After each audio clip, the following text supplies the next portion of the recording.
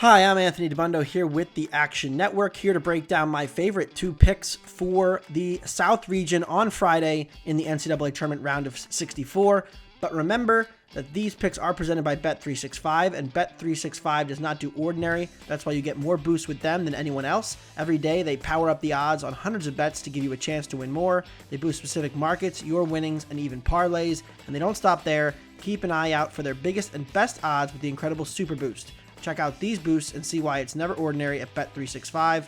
Disclaimer, you must be 21 or older and present in Arizona, Colorado, Indiana, Iowa, Kentucky, Louisiana, New Jersey, Ohio, and Virginia, or 18 and older in Kentucky. Gambling problem, call 1-800-GAMBLER or 1-800-BETS-OFF in Iowa. Terms and conditions and restrictions apply. Let's start with a team who just came out of the play-in. Colorado going up against Florida on Friday. The Buffs did not play their best basketball on Wednesday against Boise State. They struggled throughout the stretch of that game. Got nothing from Cody Simpson, but they managed to pull it out late, and I think they match up well with the Gators. The Gators have major problems on the defensive end. Their rim protection took a big hit with the loss of Hingloden. Also, their offensive rebounding took a huge hit with his leg injury in the SC Championship on Sunday. I think the Buffs project better as a result of that injury, and I think they're going to have more shot volume as a result of dominating the glass even more.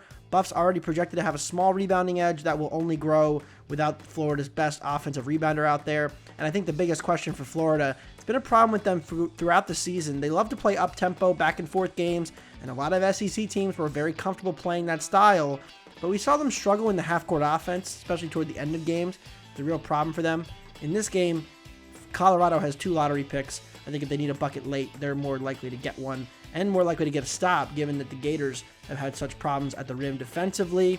After you make your own picks, be sure to check out Bet365's Bracket Challenge. College basketball's showpiece competition takes place this month. If you can predict the outcome of every game with Bet365, good luck. You will scoop a top prize of $10 million, but there's a cool $100,000 up for grabs for whoever scores the most points throughout the NCAA tournament as well.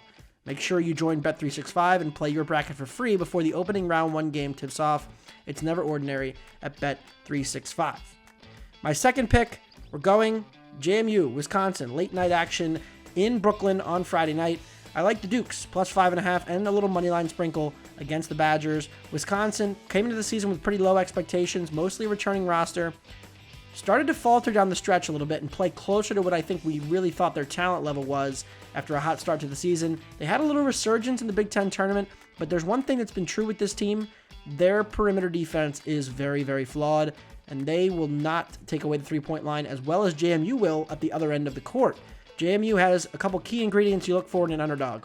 Turnover differential, excellent. That includes and it helps their ability to get extra shots up. Shot volume is a major key. You want to get more shots up to increase your variance. If you're an underdog, that's a big key. And then the other thing, one team guards the 3 line really well. JMU, top 5 in the country, held Michigan State to 1 for 20 in their first meeting at the Breslin Center.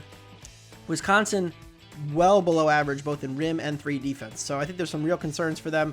JMU can hit those mid-range shots against Wisconsin's drop coverage. I think it's a good matchup for the Dukes to stay competitive, maybe even win this game. Very balanced statistical profile, the kind of team that profiles well to pull off an upset. I like the Dukes, plus 5.5, and a little money line sprinkle, a 2-1 to beat the Badgers.